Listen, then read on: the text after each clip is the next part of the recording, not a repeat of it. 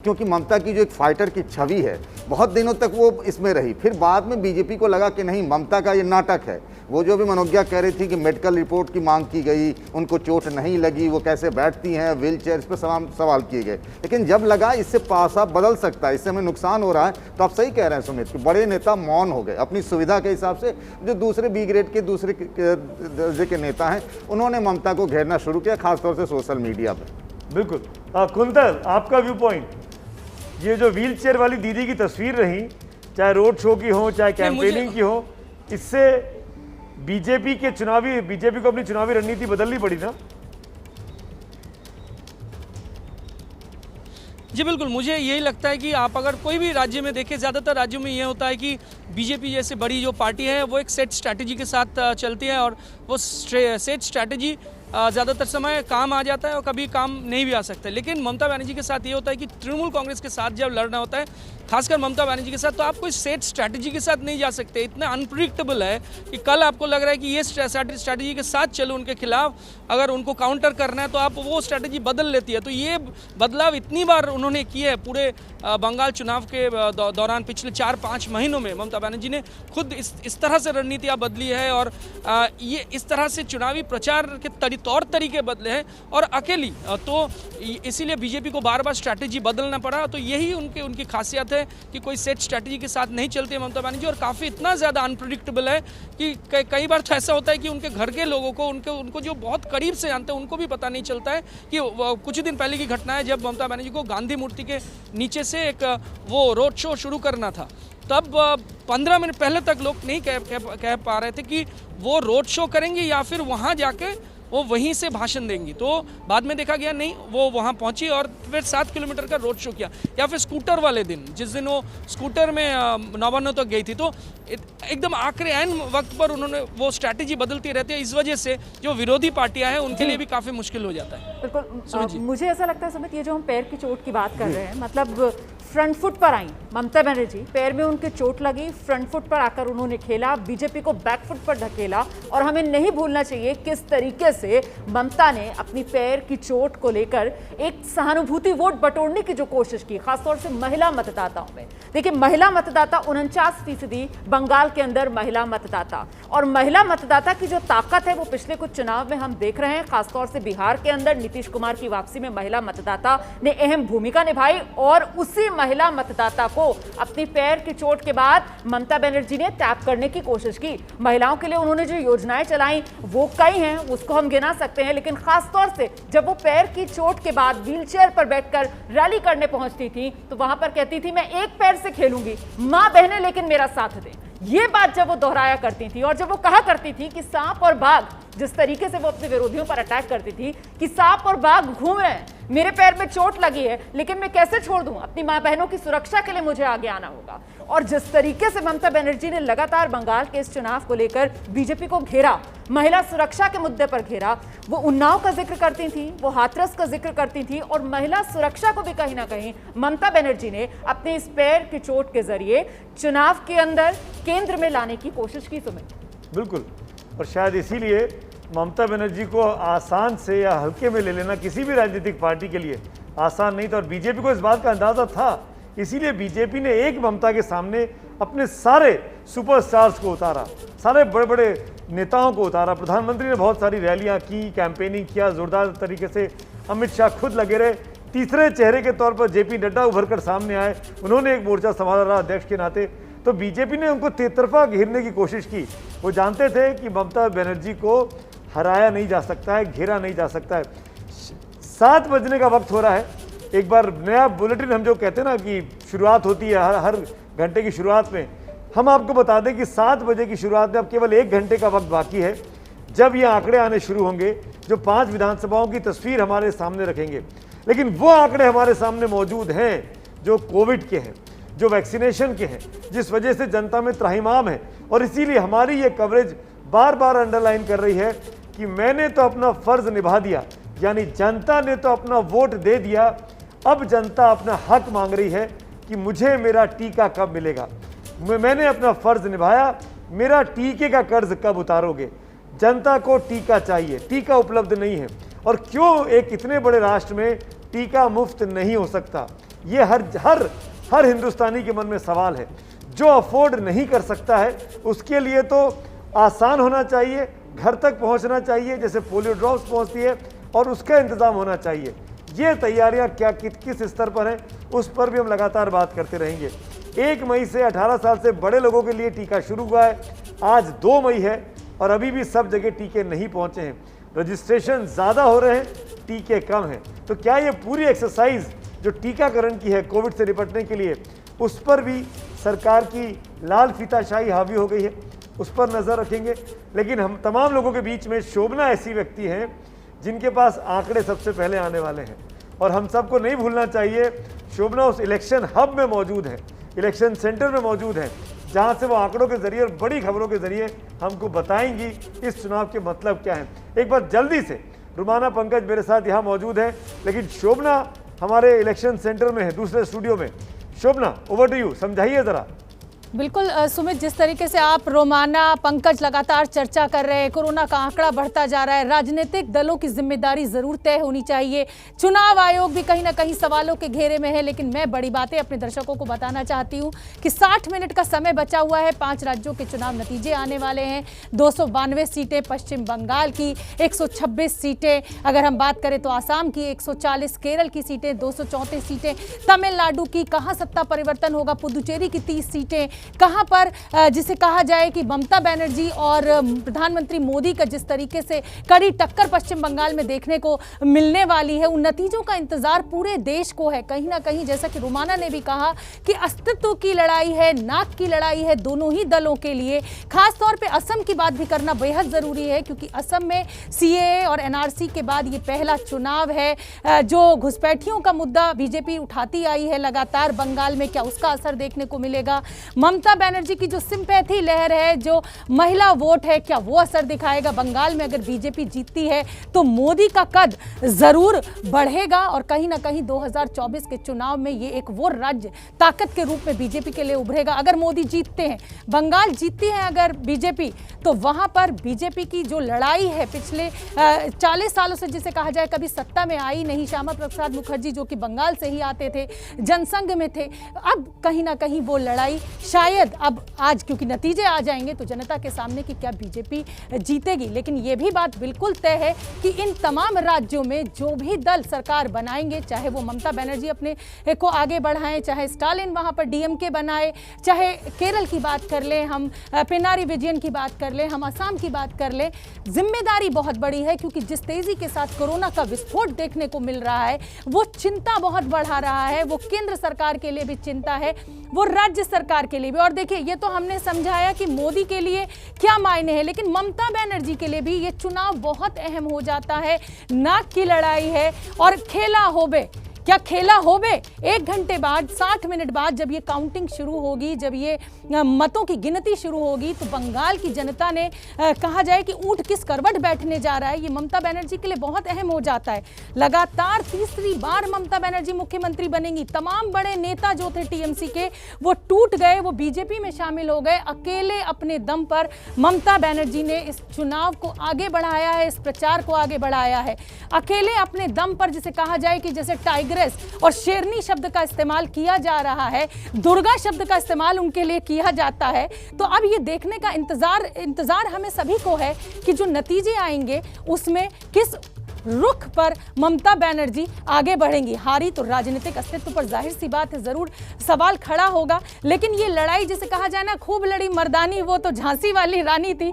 बिल्कुल सुमित, उसी अंदाज में ममता बनर्जी अकेले अपने दम पर लड़ती हुई दिखाई दी, और रोमाना भी लगातार हमारे साथ बनी हुई है। रोमाना, बिल्कुल अकेले अपने दम पर ममता बनर्जी ये लड़ाई लड़ती हुई नजर आई। मैं इस पर आगे चर्चा बढ़ाऊं उससे पहले बस एक बार फिर से इस बात को दोहरा दूं कि इस वक्त जनता के मन में बात यही है कि हमने तो वोट दे दिया, हमने तो अपनी जिम्मेदारी निभा दी, लेकिन अब हमने जो अपनी जिम्मेदारी निभाई है, हमारा कर्ज तो उतारो सरकार, हमें वैक्सीन तो दो सरकार। वैक्सीन अभियान शुरू कर दिया जाता है, 3rd फेज में वो पहुंच जाता है। 1 मई से 18 साल से ज्यादा उम्र के लोगों के लिए भी वैक्सीनेशन की सुविधा का ऐलान किया जाता है, लेकिन राज्य हाथ पीछे खींच रहे हैं। राज्य कह रहे हैं वैक्सीन है ही नहीं हमारे पास, तो लगवाएं कैसे? इसीलिए बड़ा सवाल ये कि आखिरकार वैक्सीन कब तक मिलेगी और साथ ही साथ नतीजों का दिन आज। ये देख लीजिए हमारी एबीपी न्यूज की टेलीविजन स्क्रीन, इसी अंदाज में आप तक पहुंचेंगे आज नतीजे। सुबह 8 बजे करीब 1 घंटे का इंतजार और गिनती शुरू होगी। वो पहला रुझान ये अभी जो आप देख रहे हैं टैली, ऊपर पश्चिम बंगाल और वहीं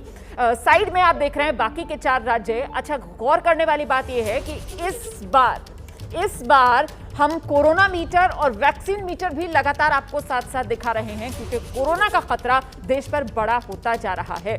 मेरे साथ तमाम खास मेहमान मौजूद हैं, जल्दी से आपको लेकर चलते हैं विजय विद्रोही के पास। विजय जी, जो बात अभी शोभना भी यहाँ पर कर रही थी कि अकेली योद्धा की तरह लड़ती हुई ममता बनर्जी नजर आ रही है।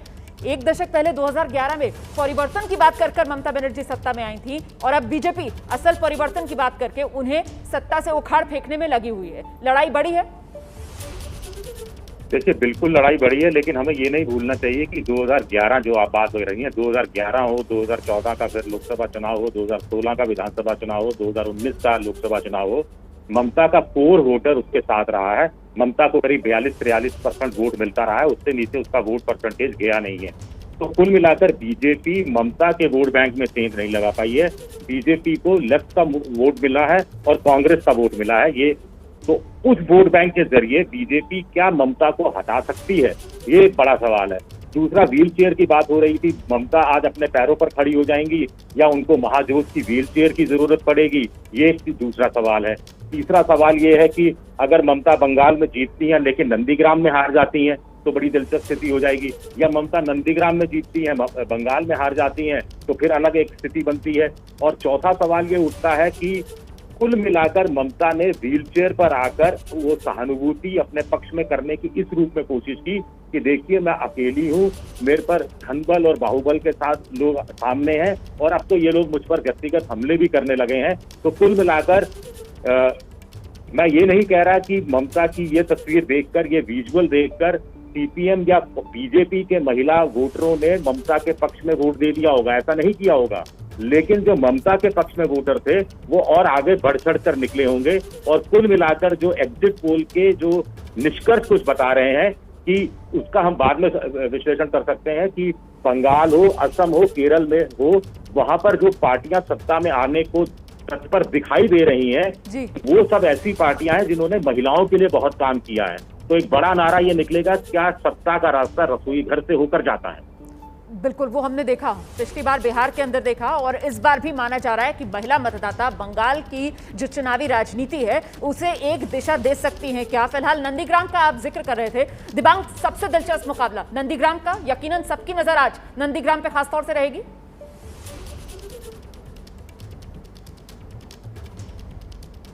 जी हाँ, बिल्कुल रहेगी।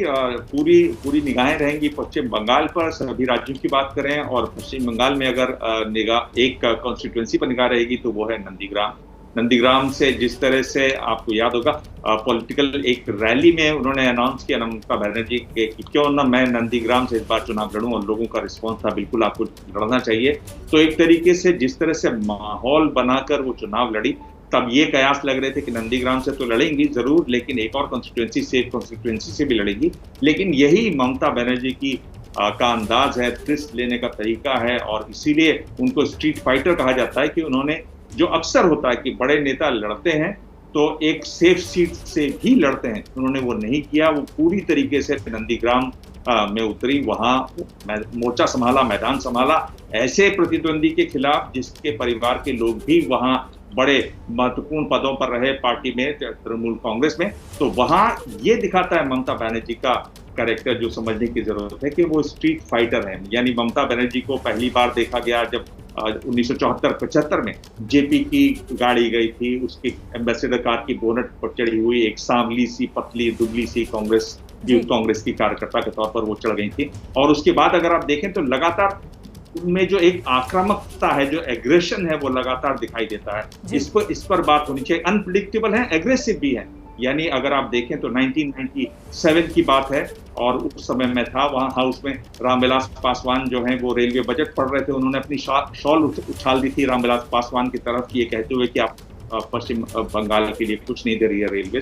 जब भी रेल बजट होता था, अब तो नहीं होता है, तब ये इस तरह की चीजें बहुत होती थी। लोग अपना रोष व्यक्त करते थे कि हमारे राज्य को, हमारे क्षेत्र को आपने ध्यान नहीं दिया, तो रोक टोका टोकी। ममता बनर्जी शॉल फेंकती हुई बाहर निकली थी। अटवाल साहब थे, वो डिप्टी स्पीकर थे।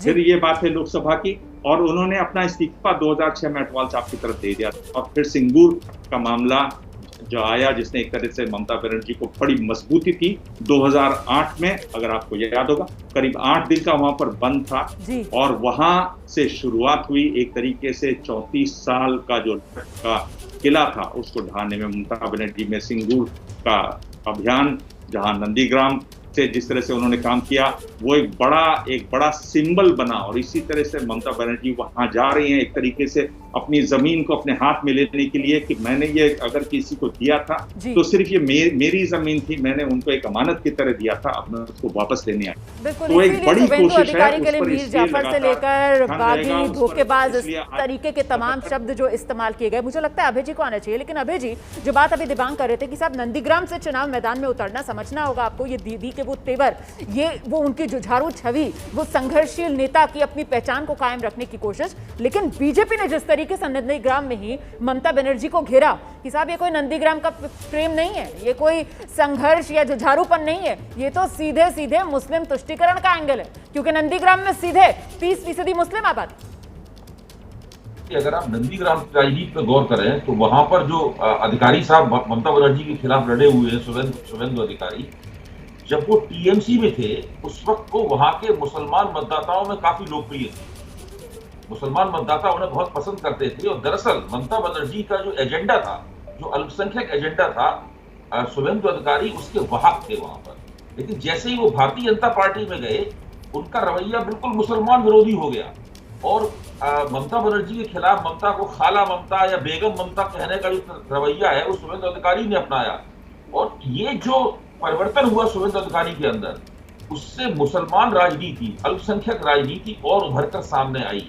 और ममता बनर्जी की राजनीति में उसका निश्चित रूप से महत्व है। ममता बनर्जी के पास 2 मजबूत स्थायी समर्थन आधार हैं। एक तो बंगाल की विशाल मुसलमान मतदाता, और दूसरे बंगाल के स्त्री मतदाता। अगर ये 2 ममता बनर्जी के साथ लगातार रहते हैं तो भारतीय जनता पार्टी के लिए बहुत मुश्किल होगा कि वो उनको हरा पाए। एक और बात मैं कहूंगा, पिछली बार जब एग्जिट पोल हो रहा था उस वक्त आपने बहुत ही चरणबद्ध तरीके से दिखाया था कि किस चरण में एग्जिट पोल के आंकड़ों के अनुसार कौन आगे रहा है। तो उससे स्पष्ट हो गया था कि अगर भारतीय जनता पार्टी को चुनाव जीतना है तो उन्हें पहले 5 चरणों में कोई बड़ा तीर मारना है। क्योंकि अंत के 3 चरणों में अगर भारतीय जनता पार्टी के वोट बढ़ते भी हैं तो उससे उनकी सीटें नहीं बढ़ने वाली हैं। और पहले 5 चरणों में जो दूसरा चरण है, जहां नंदीग्राम निर्वाचन क्षेत्र जहां दांव पे लगा हुआ था, वहां ममता बनर्जी के चुनाव में आने से वहां आप देखते हैं कि वहां टीएमसी भारतीय जनता पार्टी के लगभग बराबर आ जाती है और थोड़ी सी आगे भी निकल जाती है। तो मैं ये कहूंगा कि भवानीपुर को छोड़कर नंदीग्राम से लड़ने में ममता बनर्जी ने जो दांव खेला है, वो दांव शायद उनके पक्ष में जबरदस्त रूप से जाएगा। बिल्कुल नहीं भूलना चाहिए, यही नंदीग्राम, इसी नंदीग्राम में चोट लगती है, इसी नंदीग्राम में ममता बनर्जी अपना गोत्र बताती हैं, इसी नंदीग्राम में चंडी पाठ भी होता है, इसी नंदीग्राम में ममता बनर्जी ने कलमा भी मंच पर पढ़ा। हम सीधे आपको लेकर चलते हैं ममता बनर्जी के घर के बाहर से। इस वक्त मेरे सहयोगी ज्ञानेंद्र मौजूद हैं। ज्ञानेंद्र, हम सब जानते हैं ममता बनर्जी को सुबह जल्दी उठने की आदत नहीं है, उनके जितने पॉलिटिकल प्रोग्राम्स होते हैं दिन में देर से शुरू होते हैं। फिलहाल ममता बनर्जी के घर के बाहर आप मौजूद हैं। ये कोरोना काल है, प्रदेश के अंदर गाइडलाइंस जारी हो गई हैं कोविड को लेकर, ऐसे में इस वक्त की तस्वीर क्या है? तस्वीर देखिए ममता बनर्जी के घर के बाहर तो बिल्कुल सुरक्षा कर्मियों के अलावा कोई नहीं है। मैं उसी गली से आया और चूंकि मैं गूगल मैप लगा कर आ रहा था तो उनके घर के ठीक सामने मेरी गाड़ी रुक गई और मैंने देखा, जब पूछा तो क्या यहाँ उन्होंने बताया कि यही ममता बनर्जी का घर है, कोई नहीं है सुरक्षा कर्मियों के अलावा। लेकिन गाड़ियों को मैं दिखाऊंगा।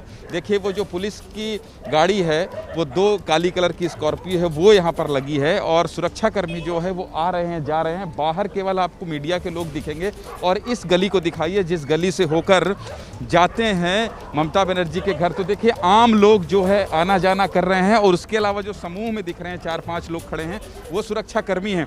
तो ऐसे बोलते बोलते भाषण देते देते ममता बनर्जी अचानक कहती थी, खेला हो बे। आज इसी का इंतजार हर कोई कर रहा है कि आखिर होगा क्या, और ममता बनर्जी भी इसी का इंतजार कर रही हैं। तो निश्चित तौर पर यहाँ आपको किसी भी तरह से पार्टी के कोई लोग दिखाई नहीं देंगे, क्योंकि जो तस्वीर है केवल वो सुरक्षा कर्मियों की है और जो इस स्ट्रीट में रहते हैं आम लोगों की, उनकी है। अगर मैं इधर से आगे जाने की कोशिश करूंगा तो सुरक्षाकर्मी शायद मुझे रोक दें, क्योंकि इससे ज़्यादा आगे जाने की इजाज़त नहीं है। उधर से केवल आम लोग आते जाते दिखाई देंगे। और जहां तक पार्टी कार्यकर्ताओं की बात है, नेताओं की बात है, ऐसे कोई लोग भी कोई आपको वहां दिखाई नहीं देंगे, केवल सुरक्षाकर्मी हैं। ये जो घेरा है ये भी सुरक्षाकर्मी ही हैं, ये भी आम लोग नहीं हैं। और ये पुलिस का बूथ है और इनकी नज़र मेरे ऊपर ही है कि कहीं मैं इसके और आगे तो नहीं जा रहा हूँ। यहाँ पर देखिए, और बाकी सारे लोग बैठे हैं, इंतज़ार कर रहे हैं। अब जिसका इंतजार पूरा देश कर रहा है, बंगाल कर रहा है, निश्चित तौर पर ममता बनर्जी को तो ये लग ही रहा होगा कि तीसरी बार उनकी सत्ता में वापसी होगी। यहाँ से जो भी हलचल होगी रोमाना, मैं आपको इसकी तस्वीर जी मैं ये जानना चाह रहा था आपसे, आप लगातार कवर कर रहे हैं, कोल स्कैम की बात आई, आप कोल बेल्ट में गए, आपने वहाँ से रिपोर्टिंग की, मांझी की बात आई कि वो जुड़े हुए हैं अभिषेक बनर्जी के साथ, बहुत से इल्ज़ाम लगे इन दौरान में। लेकिन चुनाव के दौरान क्या आपको एहसास हुआ कि पश्चिम बंगाल, क्योंकि आप पश्चिम बंगाल से नहीं हैं, आप पश्चिम बंगाल चुनाव कवर करने गए हैं, आप रायपुर में रहते हैं, आप जब वहाँ पहुँचे तो आपको एहसास हुआ कि अभिषेक बनर्जी के लिए या ममता बंदोपाध्याय के लिए, ममता बनर्जी के लिए वहाँ पर रोष है, खासकर कोयला घोटाले को लेकर, स्कैम्स को लेकर, घोटालेबाजी को लेकर, जो कट मनी की बात बीजेपी करती रही?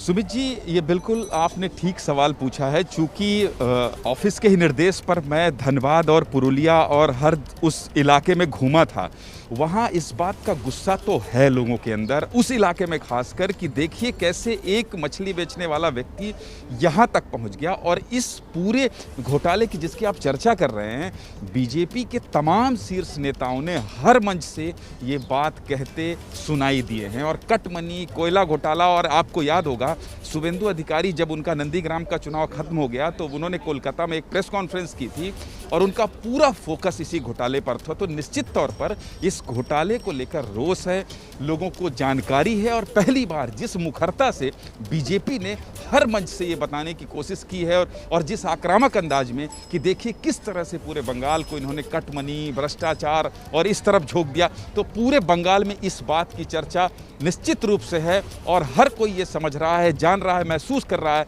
कि ये इतना बड़ा घोटाला हुआ है। फिर शुभेंदु अधिकारी, दिनेश त्रिवेदी, बीजेपी के अमित मालविया आकर और उसी पर फोकस करके ये कह देना कि प्रचार की एक कंपनी है जो कि ममता बनर्जी के लिए काम कर रही है, उसको भी इसी से पैसा मिला। तो बहुत सारी बातें, इसकी चर्चा है, रोष है, लोगों के अंदर जानकारी है और एहसास भी है इसका। समझिए, देखिए, चुनाव की कवरेज करना भी उतना ही ज़रूरी है जितना कोविड के बारे में कवरेज करना, क्योंकि जनता के लिए ये जानना ज़रूरी है कि जब उसने अपने मताधिकार का इस्तेमाल किया, जब वो कोविड के समय में सब कुछ छोड़कर जान की बाजी हाथ पे लेकर वो वोटिंग सेंटर तक गया, चुनावी रैलियों तक गया, उस जनता का नुमाइंदा कौन होगा? क्योंकि अगर अब सरकार बनेगी तो जनता अपने उसी नुमाइंदे से तो पूछेगी कि भाई मेरे लिए टीका कहाँ है, मेरे लिए आपने रजिस्ट्रेशन तो करा दिया पर मेरे को टीका कब लगेगा, और लगेगा तो फ्री में क्यों नहीं मिलेगा? ये कुछ ऐसे सवाल हैं जो लगातार इस कवरेज में जारी रहेंगे। अभय दुबे जी हाथ उठा रहे थे, कुछ बोलना चाह रहे हैं। अभय जी, मैं आपको देख नहीं पाया लेकिन मुझे बताया कि कुछ बोलना चाह रहे हैं, जी बताइए। भ्रष्टाचार का सवाल उठाया, उस पर मैं एक छोटी सी बात कहूंगा। आपको सिद्धार्थनाथ सिंह का नाम याद होगा, जो आजकल उत्तर प्रदेश में योगी सरकार में मंत्री हैं। कुछ दिन पहले तक, जब योगी सरकार नहीं बनी थी, उस समय तक वो पश्चिम बंगाल में भारतीय जनता पार्टी के इंचार्ज थे। सिद्धार्थनाथ सिंह ने एक नारा इजाद किया था, भाग मुकुल भाग, भाग मिल्खा भाग की तर्ज पर। उस वक्त मुकुल रॉय टीएमसी में होते थे और भारतीय जनता पार्टी उनके खिलाफ भ्रष्टाचार के इल्जाम लगाती थी। तो मुकुल भागा, भारतीय जनता पार्टी ने जब नारा दिया कि भाग मुकुल भाग, तो मुकुल भागा, लेकिन मुकुल भागकर कहां गया? वो भागकर अमित शाह के बगल में भारतीय जनता पार्टी के मंच पर बैठ गया। तो ये कहना कि केवल टीएमसी के कटमनी से लोग नाराज हैं और लोग ये नहीं देख रहे हैं कि जो मुकुल भागा, भारतीय जनता पार्टी के नारा लगाने पे भागा, वो भाग के कहां गया? वो भारतीय जनता पार्टी के मंच पर ही आसीन हो गया और उनका प्रमुख रणनीतिकार बन गया।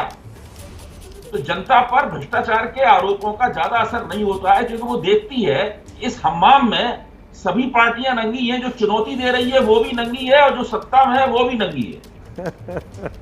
अच्छा विश्लेषण है अभय जी आपका। मुकुल रॉय वही है।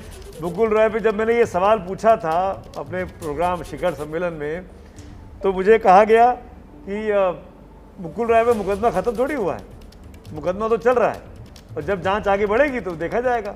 तो लेकिन जनता सब समझती है, जनता सब जानती है। जो अभय दुबे का विश्लेषण है वो बहुत ही मौजूद लगता है, बहुत ही सटीक लगता है कि आखिरकार पब्लिक जो है वो सब जानती है। मनोज्ञा ने हाथ उठाया। मनोज्ञा, कट मनी, भ्रष्टाचार, करप्शन, दीदी का परिवारवाद, ये ऐसे मामले रहेंगे जो कोलकाता की या पश्चिम बंगाल की जनता को तृणमूल से दूर कर पाएंगे?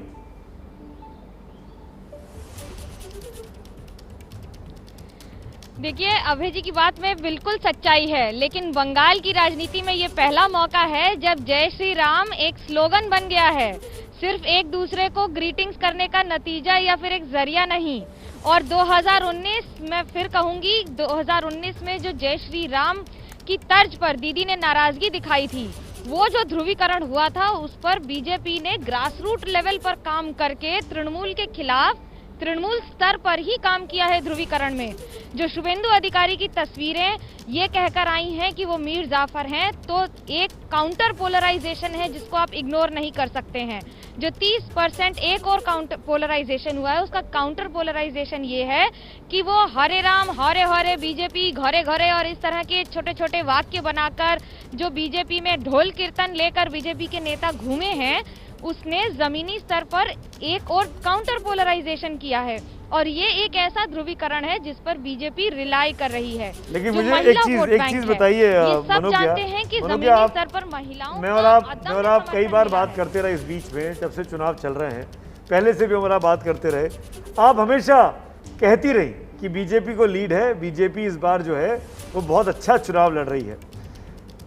नंबर क्या आएंगे ये तो आप मुझे नहीं पता, बताना चाहेंगे नहीं बताना चाहेंगे, लेकिन मैं ये जानना चाह रहा हूँ कि जो बीजेपी विकास की बात करती है, जिस बीजेपी ने बीते 2 बड़े चुनाव, आम चुनाव, लोकसभा चुनाव विकास के नाम पे लड़े, जीते और ये देश भर में संदेश दिया कि विकास ने जाति धर्म सबको पीछे छोड़ दिया है, इसीलिए नरेंद्र मोदी के नाम पर 280 और 300 प्लस सीटें आ रही हैं, उसको क्यों पश्चिम बंगाल में आकर पोलराइज, आपने शब्द का इस्तेमाल किया, पोलराइजेशन करना पड़ा, ध्रुवीकरण करना पड़ा?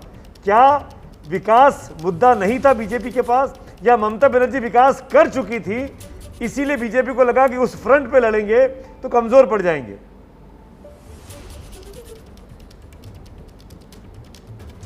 देखिए, beggars are not choosers. Bengal की जनता 34 वर्ष इतना परेशान रही है कि टीना के तहत, यानी देयर इज नो ऑल्टरनेटिव के तहत 2011 में ममता बनर्जी को वोट देकर सत्ता में लेकर आई।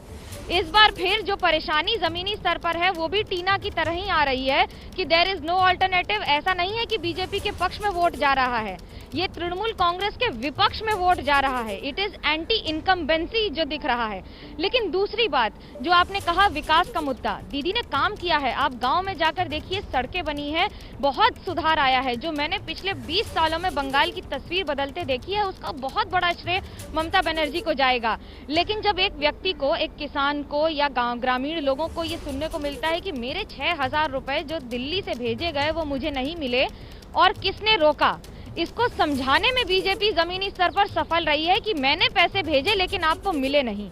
लेकिन दीदी ने फिर एक बार, जब आप क्रिकेट के मैदान में बॉलिंग करते हैं तो उन्होंने एक खुली बॉल फेंक दी जय श्री राम की, जिसको बीजेपी ने कैच कर लिया। और अब इस पर कैच आउट होगा कि बोल्ड होगा कि रन आउट होगा, ये आज शाम तक तय हो जाएगा। क्या ये वाकई में संभव है जो कुंतल कह रहे थे कुछ देर पहले मनोज्ञा, कि आज लंबा दिन होने वाला है, आज काउंटिंग का वक्त ज़्यादा लगने वाला है? Is it so? क्योंकि वीवीपैट है, वेरिफिकेशन हो सकते हैं, क्या वक्त आम समय के मुकाबले ज़्यादा लगेगा?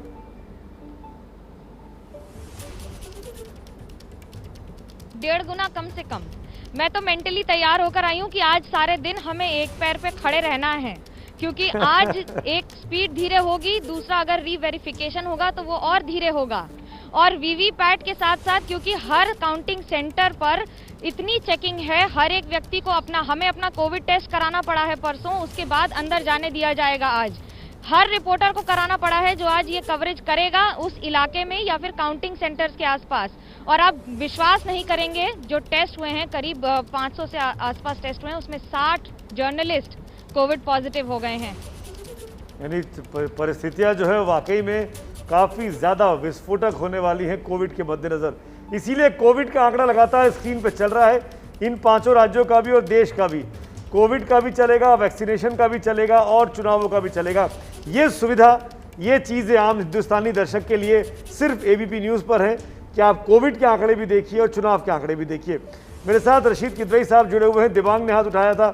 दिबांग, आप कुछ बोलना चाह रहे थे? रशीद भाई मैं आता हूँ। दिबांग।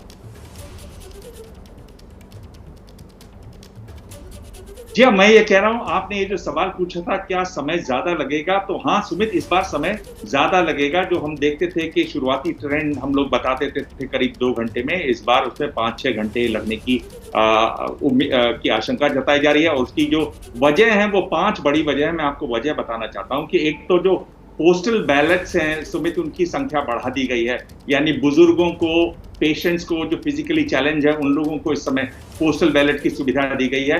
दूसरी जो बड़ी बात है कि बूथ्स की संख्या काफी बढ़ा दी गई है। यानी अगर 2019 की बात करें तो करीब 78,000 बूथ थे, इस बार 1,01,000 बूथ हैं।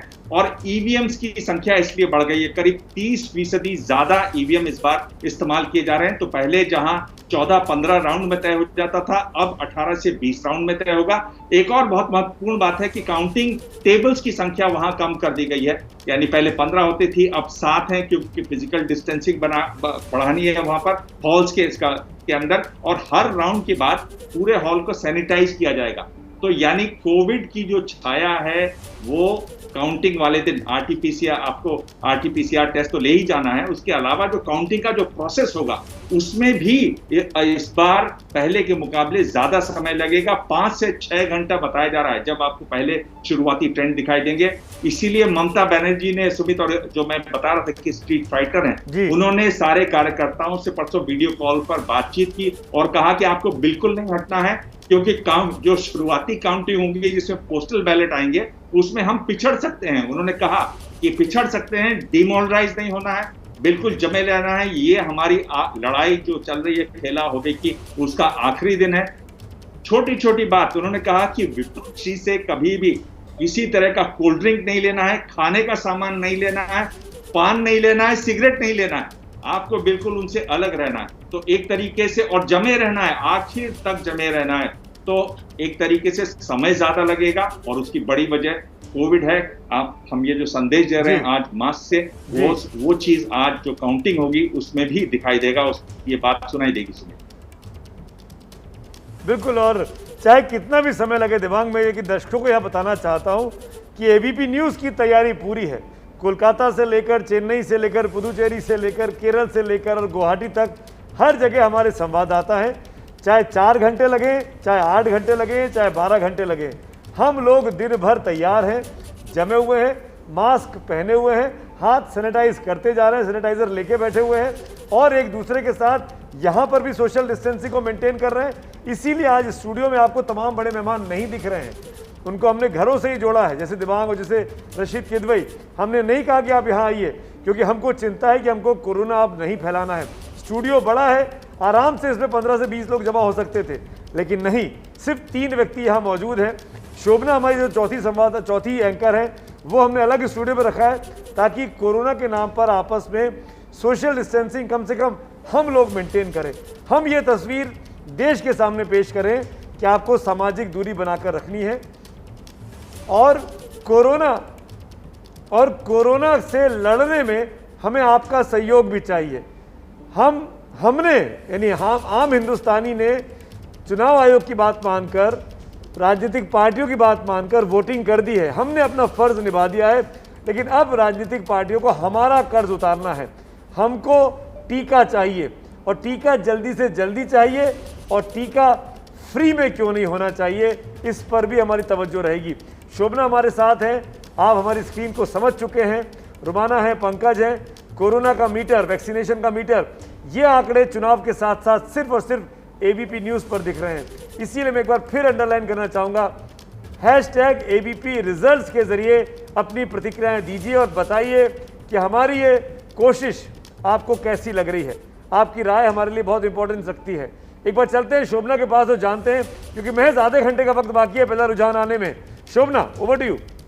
बिल्कुल सुमित, जिस तरीके से हमने स्क्रीन को तैयार किया है, हम एक तरफ कोरोना के आंकड़े दिखा रहे हैं, एक तरफ हम ये बताने की कोशिश भी कर रहे हैं कि आज नतीजे क्या रहने वाले हैं, लेकिन जो बड़ी खबर इस समय की वो यही है कि 30 मिनट बाद पहला रुझान आ जाएगा। अब वो पहला रुझान पश्चिम बंगाल से होगा, केरल से होगा, तमिलनाडु से होगा, जैसे ही आएगा आसाम से होगा या पुदुचेरी से, वो हम आप तक पहुंचाएंगे, लेकिन 30 मिनट बाद पहला रुझान आ जाएगा। लड़ाई बहुत दिलचस्प है और जैसा कि सुमित लगातार कह रहे हैं कि वोटर ने अपनी जिम्मेदारी निभाई है, अब जिम्मेदारी सरकार की है और वादा क्या सरकारें निभा पाएंगी, हम तक वो वैक्सीन पहुंचा पाएंगी। और ये जो लड़ाई है, जो पश्चिम बंगाल में जो दिलचस्प मुकाबला मोदी और ममता बनर्जी का है, मोदी के लिए क्या मायने हैं ये समझना बहुत जरूरी है। बंगाल में अगर बीजेपी जीतती है तो जाहिर सी बात है कि प्रधानमंत्री मोदी का कद और बड़ा होगा, लेकिन यह भी समझना होगा कि बीजेपी की जो डिपेंडेंसी है, जो निर्भरता है वोट के लिए प्रधानमंत्री मोदी के ऊपर, वो भी जरूर बढ़ेगी।